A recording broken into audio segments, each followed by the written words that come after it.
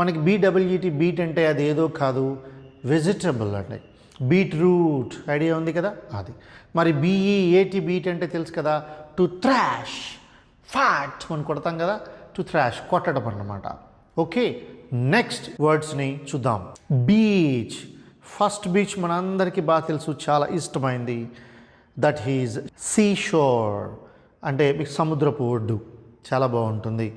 రెండవది చూడండి, BEECH beach, A kind of tree, ఇది ఒక రకమైన చెట్టు, చాలా బాగుంటుంది. Right, next word BRAKE break, BREAK break.